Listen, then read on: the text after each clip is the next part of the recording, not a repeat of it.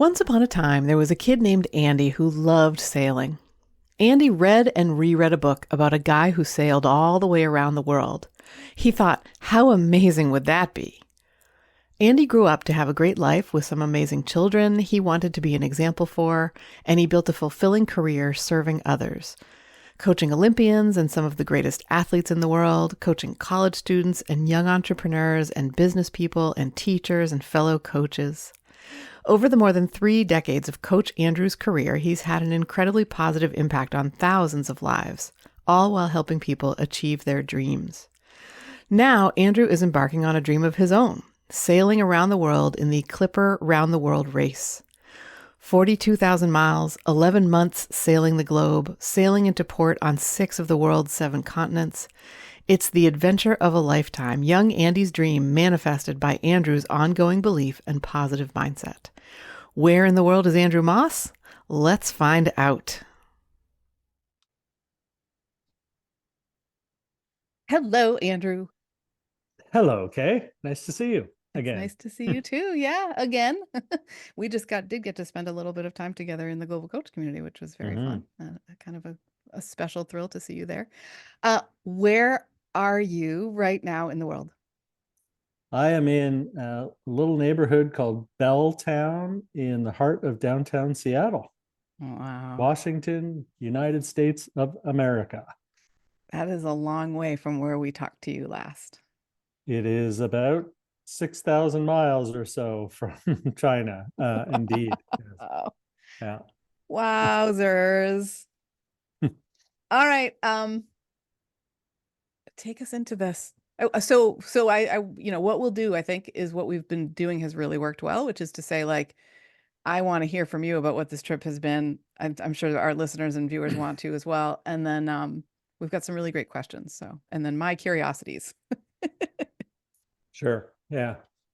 Well, um, so yeah, 6,000 miles is a long way, Mhm. averaging 8 to 10 miles an hour.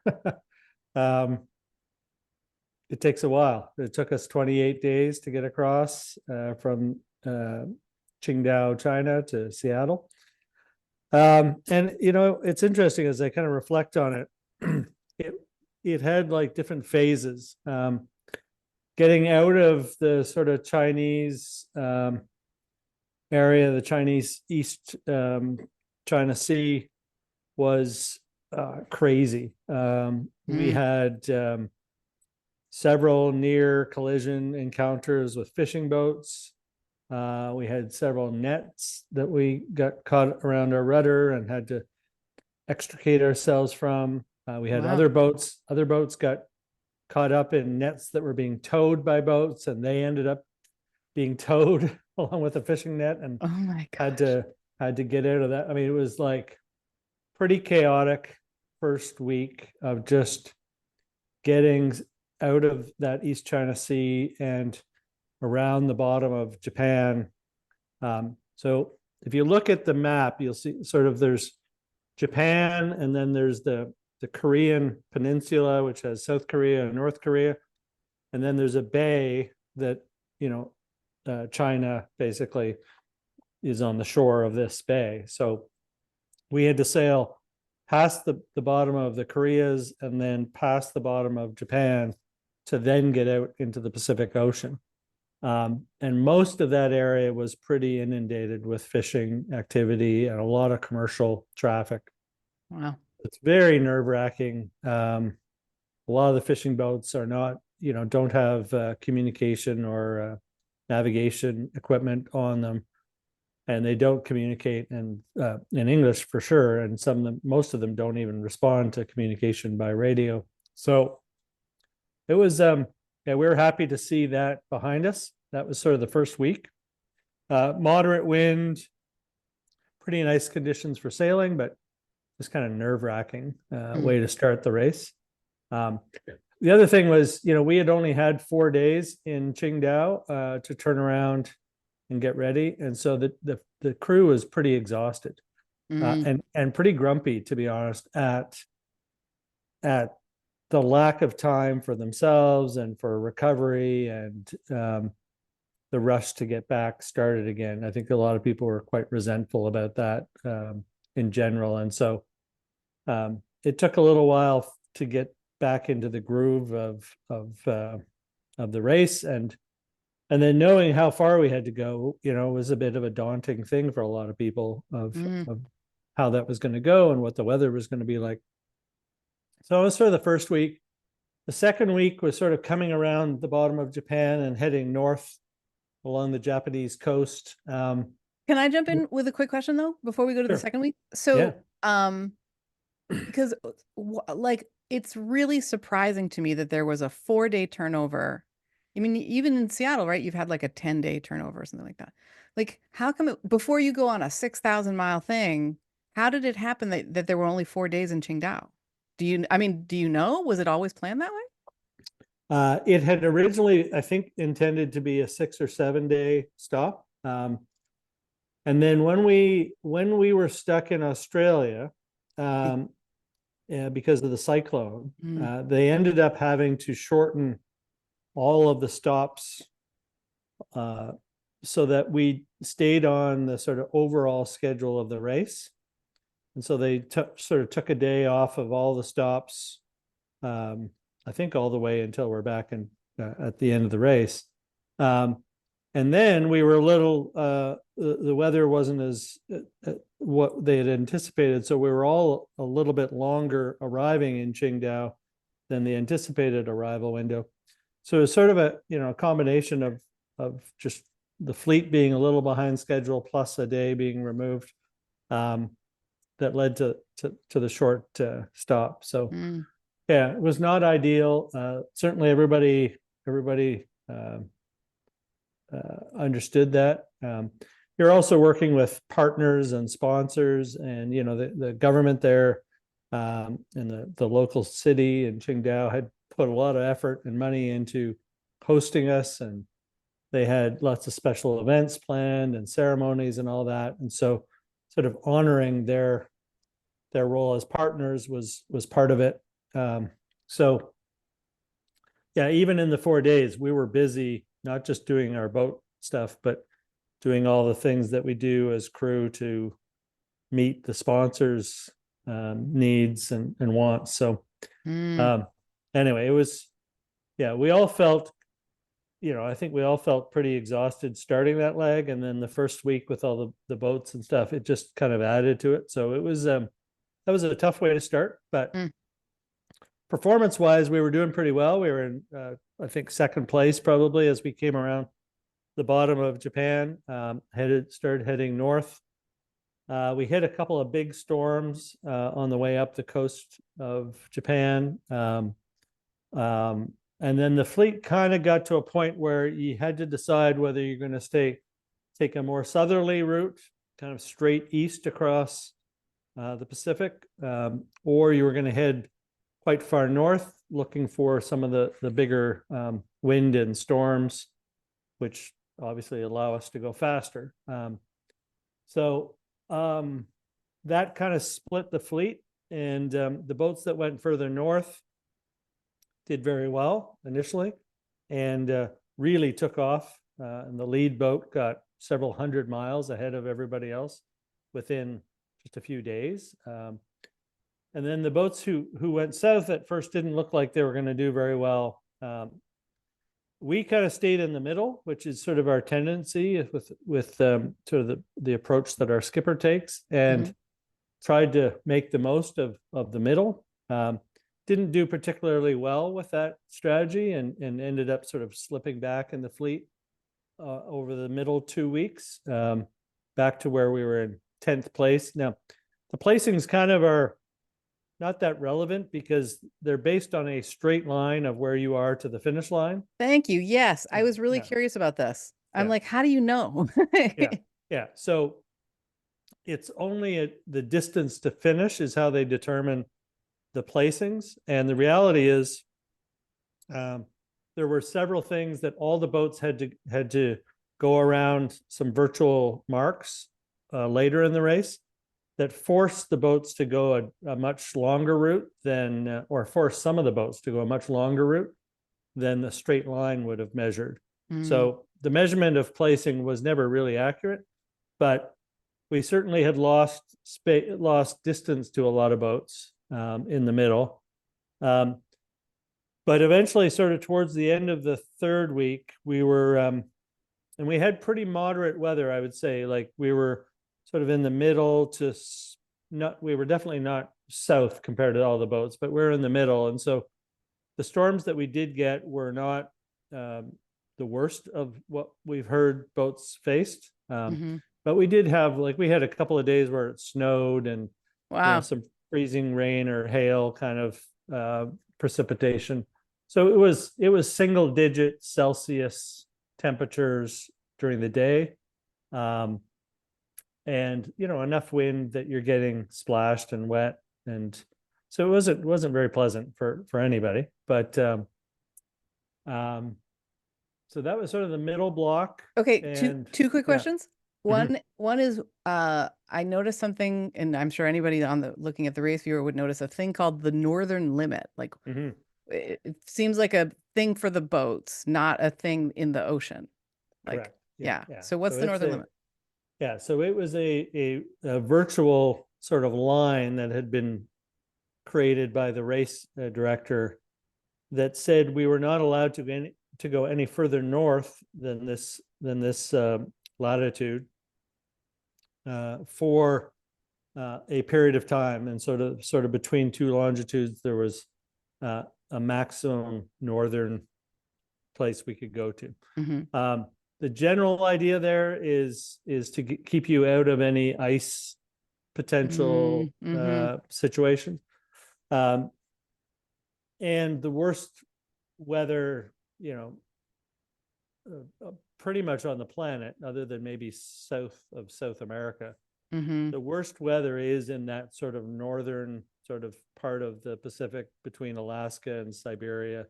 There's a show on television called Deadliest Catch, which is like a fishing, you know, a fisherman off of Alaska, and you see the weather that they deal with.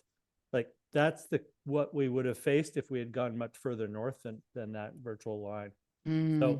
So yeah, the boats who had gone north early in the race had to actually come south in order to go under that line in the area that it had been designated. So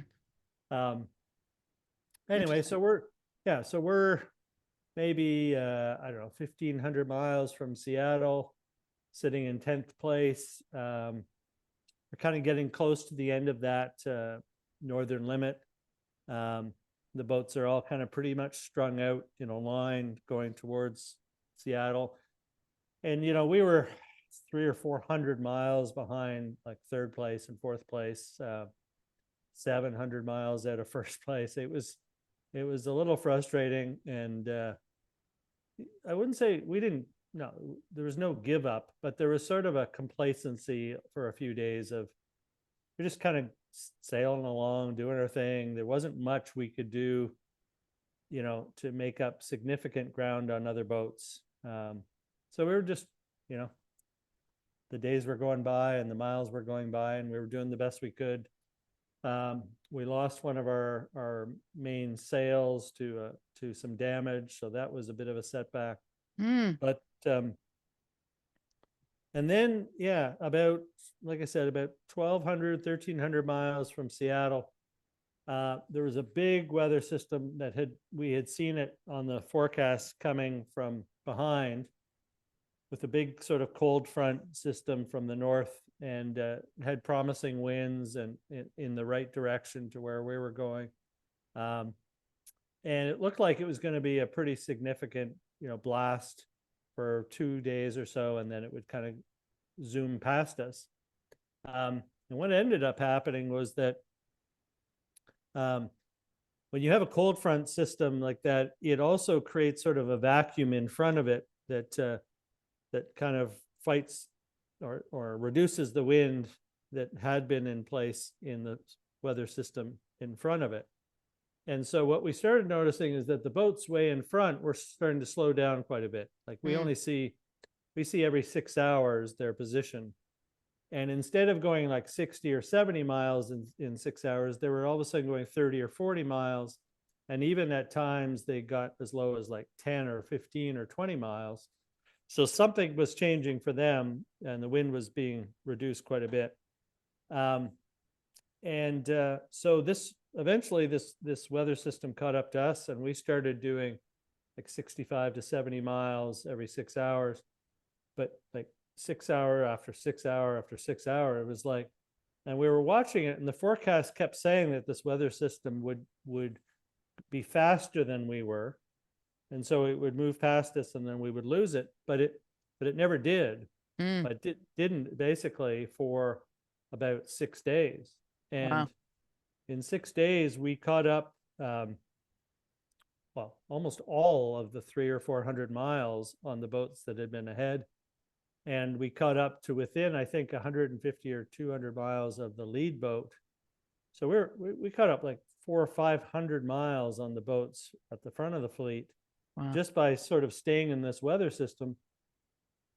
And then we got to like within 20 miles of the finish line, and there were 7 other boats visible, wow. By eye, all around us. And the last day was basically a race amongst 8 boats for sort of 2nd position through 10th position. What ended up happening is basically we ended up, this weather system we were in ended up fading away just as we arrived, and we ended up landing in the same weather that they had had. And so the last day was very light wind, and it was just sort of everybody trying to get across the finish line. And so we ended up passing 2 boats, so we ended up 8th. But we were only, I think, I don't know, 30 or 40 minutes out of being in the podium. There were 42 minutes separating 3rd from 10th. Yeah. Like it just, boat after boat just kept coming in and coming in. Yeah. So that was really, I mean, that made for an exciting finish, and it made for us feeling a little bit better about ourselves in terms of, how we did, because we were really close to our competitors. And so I think it made for a really exciting race, and certainly an exciting finish. And it's kind of just a crazy story that after almost 6,000 miles, you'd have those boats all on top of each other. Yeah. Right. So, were there, like, I know in a past race, we talked about, you shared about going from 10th to 9th. And you saw a boat on the horizon. Perhaps they were on, I don't know, maybe they were in stealth mode or something, but you saw them, like their actual boat, and you were like, I think we can catch them. So you went and you executed some maneuvers, and you described the feeling of like seeing them on their boat, and like they're hearing them as they're trying to figure out what to do with you in pursuit, and like just the fun of that and being able to pass them. And I was curious if there was anything like that this time, or was it more spread out? Like, did you have any sort of like, okay, now we're going to execute some awesome sailing maneuvers to get past this one and then this one, and you know what I mean? Yeah, no, there definitely was. Well, there was 2 things. First of all, as you sort of crept into visual sight of other boats, you noticed that there was a lot more activity on those boats all of a sudden. Like like at night, they'd have flashlights on the sails, trying to trim the sails better and all that. And then, in the last, well, I was steering the boat for about the last 4.5 or 5 hours of the race. And we were doing several maneuvers, both to try to catch a boat that was just in front of us, but we also had the 2 on our heels behind us that we were trying to stay sort of between them and the finish line, so that they couldn't pass us without, some effort. And so it was kind of exciting. I had not, when I came on shift, I said to our watch that I would start on the helm just to get a sense of the conditions, and be able to then support the other helms people. And I said, whoever wants to helm for this last part, come back, and I'll be the check helm, and I'll sort of support you. Nobody came back, so I ended up staying back there for the whole time, and which was fine by me. It was fun. Twist your arm, right? Yeah. It was it was fun, but yeah, it was cool. It was like pressure the whole time and trying to do some tricky things with the boat to try to maneuver yourself around some of the boats ahead. So yeah, that was, it was kind of, I was joking, like it felt like a Thursday night race in Toronto, on Big Surprise, where, we're racing against all the other boats and it's nip and tuck. And then we all finish, within a few minutes and go to the bar afterwards. Right. And it felt like that, except we had done like almost 6,000 miles to get to that point. Wow. Yeah. That is so wild. You don't see other boats for 6,000 miles. And then all of a sudden, boom, you've got all, they're all together. I think it's so interesting how the race works. Like that there have been several things that like you just couldn't predict. And like, then we talk about them, you know what I mean? Or that you experience them and I've just enjoy hearing about them so much. Well, yeah, I mean, it's constantly reinforced when you're out sailing that you're not in charge of anything. You're not in control of anything. Your job is only to respond to what happens. And that couldn't have been any more true on this race. I felt bad for the boats that were in the front in the sense that they had really, really sailed well to get 400 or 500 mile lead on us.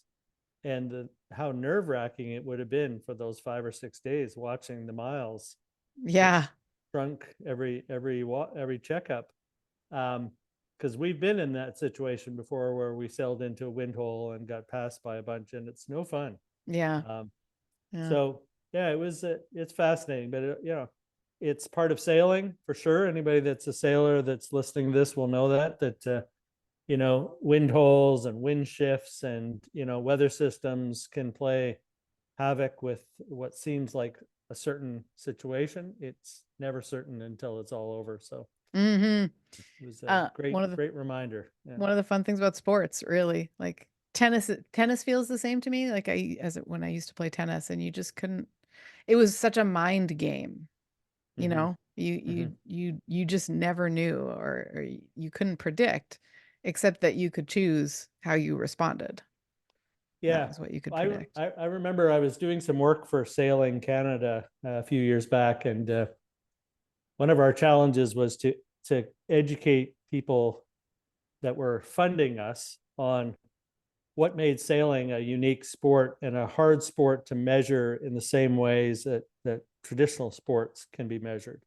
And the guy in charge of the funding program that year had a swimming background, and I knew him fairly well. And so, the story we told was, imagine an Olympic swimming event where, all the swimmers are in the water ready to start the race. And then as they're swimming, first of all, the lane ropes all disappear and they're free to swim anywhere they want. And there's random wave makers that create these waves and currents from all kinds of different directions.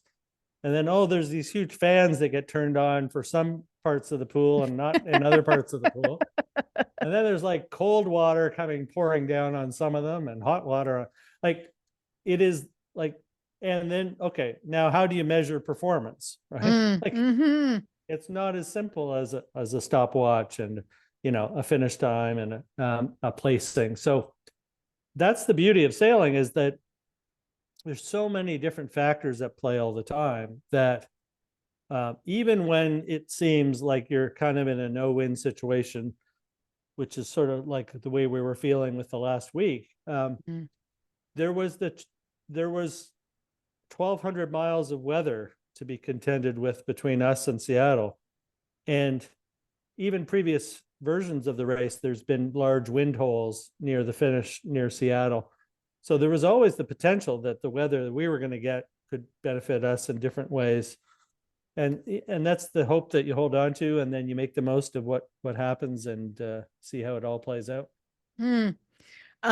Before we jump into our questions from the Facebook group, I think, because this feels like a moment to ask about, like, I don't know, morale is the word in my head. Like, you've been in places where you have taken a podium, right? And you've been in places where you have watched, your lead disappear because other conditions were more favorable for other boats.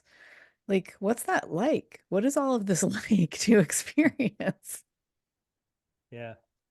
Well, it's an interesting question because I think the answer would be different for everybody on the boat. I came in excited about the racing part of it.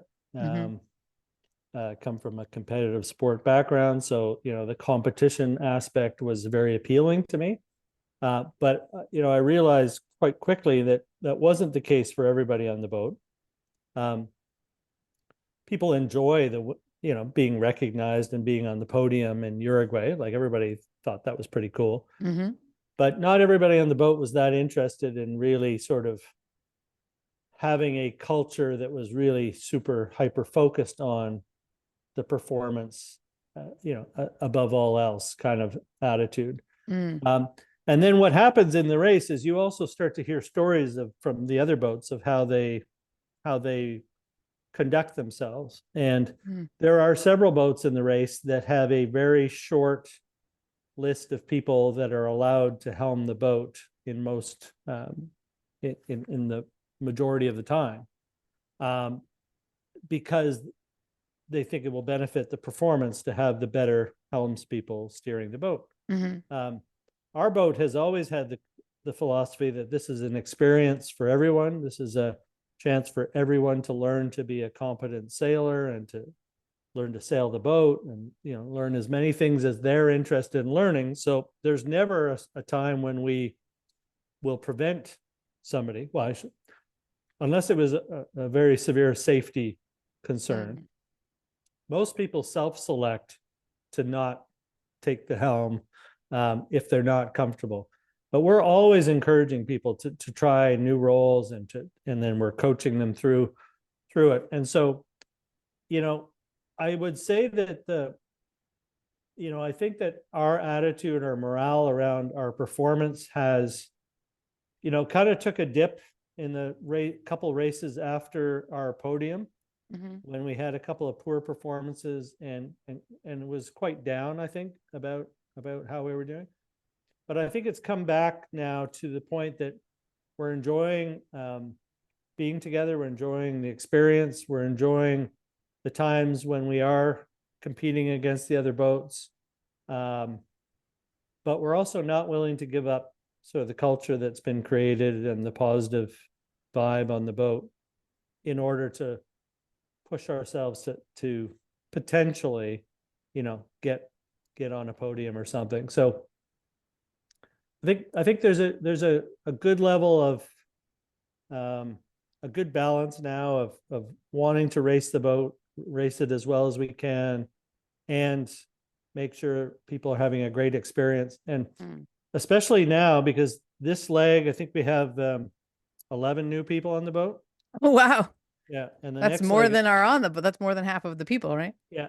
Yeah. And then the next leg, I think we change 8 or 9 of those people again for the last leg. So we get 20 people to give an experience to that will be meaningful for them as well. And the Round the World group and the those that are doing multiple legs, we've had most of our experience already.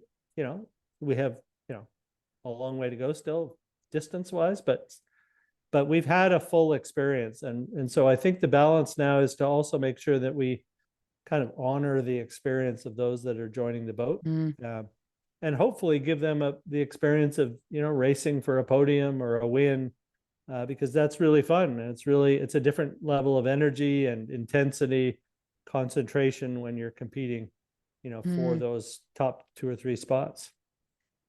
I remember when, I feel like you've been so generous with your, with your time on this show, and also with your reflections. I feel like we've been able to kind of witness the boat, or you, as you've kind of grown into, because I know we've had a couple of legs where we talked about a short bench comes to mind, where there was a moment where somebody would make a decision about who was helming, and then I feel like once you reached Australia, maybe you started to change the way that you welcome people on the boat. We had a really lovely conversation about that, thanks to a question from Karen. And well, and lots of other questions too, but I mean, like, it just feels like there's been such learning about what can break this culture and what do we not want to do in this, in the, you know, in pursuit of a win,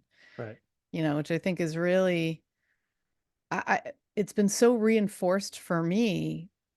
Like, why are we here? Why are we doing this? What is the, you know, and you talk a lot about the contentment that you have.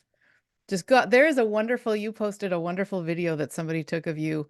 I think you were trimming the sails and you just look like full on contented. Like, oh yeah, it's just so like there's been some work to get there, I think. Maybe you've felt that way on every leg at some point, but it feels like these last couple of legs, it's been a lot more about the joy of being a team, being part of a team, and you didn't feel the same kind of responsibilities that you had for everybody else's experience. And there's a lot of cool stuff here. Yeah. It's definitely been some growth and some realizations for me. I think, to be honest, you know, sitting in the hospital room in Vietnam was a really important time, because it also was like the potential of not being allowed to continue. It was sort of a reality that I was that I could have happened if the doctors had given a prognosis that way. So yeah, it's also, you know, making sense of it all and realizing like all the different motivations that people have for being involved, and also what I want to get out of it, right? Which was always just the, you know, in the simplest form. It was just to sail and to enjoy the sailing around the world. And you know, all of the, you know, the responsibilities of the roles that I've had, and all the different people who've come through. It's easy to complicate that a little bit and to make it more than that. So I do agree. I think I've gotten back to sort of basics of why I'm doing this and how I want to experience it. And it's made it a lot easier to just show up that way every day. Yeah. Yeah. Wow. Like a journey back to yourself, kind of. Yeah. Coming cool. back to where you started is not the same as never having left, I believe. Yes. The quote goes, yes. Yeah. Yeah. That's such a great quote. All right. You want to take some questions? Let's go for it. Okay. Very cool. So, Eric